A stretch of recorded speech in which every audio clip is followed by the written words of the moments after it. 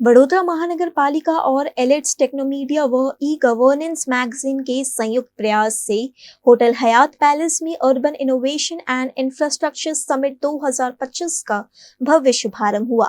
इसका उद्घाटन गुजरात के मुख्यमंत्री भूपेंद्र पटेल ने किया। इस अवसर पर मंच पर वडोदरा की mayor Pinky Soni, BMC commissioner Arun Mahesh Babu, Gujarat मुख्य दंडक बालकृष्णन शुक्ला, डभोई के विधायक शैलेश मेहता, प्रदेश अध्यक्ष जयप्रकाश सोनी, नवरचना एजुकेशन ट्रस्ट की चेयरपर्सन तेजल अमीन, स्थायी समिति अध्यक्ष डॉक्टर शीतल मिस्त्री सहित कई गणमान्य अतिथि विशेष रूप से उपस्थित रहे। वडोदरा महानगर पालिका की प्रमुख उपलब्धियों जैसे green municipal bond, smart water system और नदियों के पुनर्जीवन कार्य को भी इस मंच पर प्रस्तुत किया गया। समिट का उद्देश्य शहरी विकास, smart governance, green growth, climate resilient infrastructure और ई गवर्नेंस जैसे महत्वपूर्ण विषयों पर विशेषज्ञों को एक मंच पर लाना है। इसमें देश विदेश के उद्योग जगत, शिक्षाविदों, नीति निर्माताओं और विशेषज्ञों ने अपनी उपस्थिति दर्ज की। वरसादनी सीजन हो એટલે બધાને વિશ્વામિત્રી યાદ તો આવે કે આપણે કોઈને કહીએ રોજ યાદ આવે એવું છે નહીં, પણ આ વખતે એવું લાગે છે કે હવે બહુ વાંધો નહીં આવે, ઘણું કામ બાકી હશે એ કામે પૂરું થઈ જશે આવતા વર્ષ સુધી। વચ્ચે કંઈ અહીંયા હમણાં બોલતા હતા કે કુદરતની સામે બાથ ભીડવા તૈયાર છે, એવું તમે બધાએ સાંભળ્યું હશે। કુદરત સામે બાથ ના ભીડાય, કુદરત સામે બાથ ના ભીડાય, કુદરતનું સંરક્ષણ કરીને આપણે આગળ કેવી રીતે વધીએ। અને વડાપ્રધાન શ્રી બેક ટુ બેઝિક કે નેચરને સંરક્ષણ કરીને કેવી રીતે આગળ વધાય એનો પ્રયત્ન છે। આ ગ્લોબલ વોર્મિંગ એના કારણે જ છે કે ભાઈ આપણે નેચરનું ધ્યાન જ નથી રાખ્યું।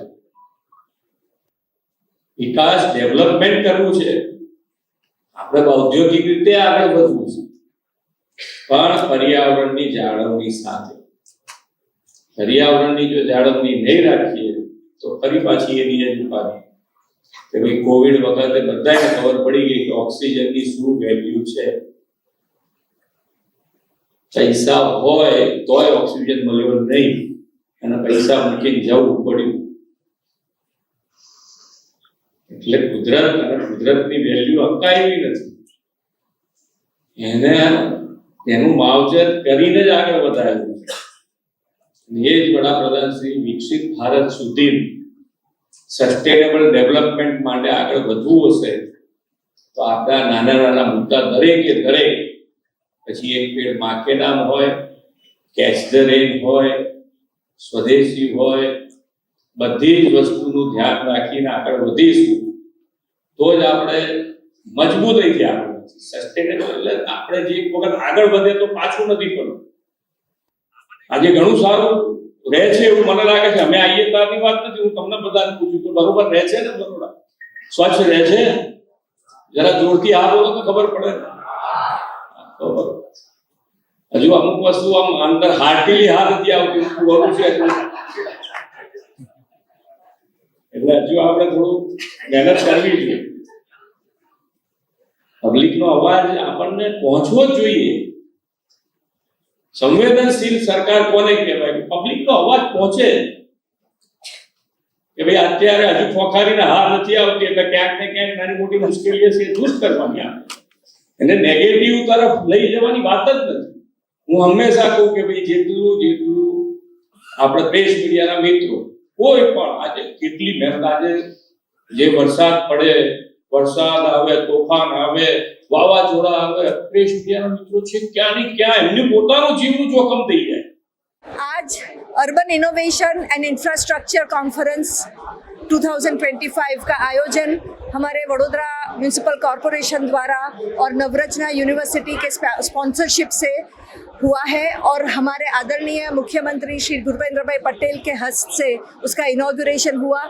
ये कॉन्फ्रेंस एक वडोदरा के लिए विजन बने, उसके डेवलपमेंट के लिए, और एक 3 years इम्प्लीमेंटेबल प्लान बने जिससे हमारा वडोदरा जो गायकवाड़ समय में एक प्रधान शहर माना जाता था हमारे भारतवर्ष का, वो पोजीशन पे हम फिर से आए।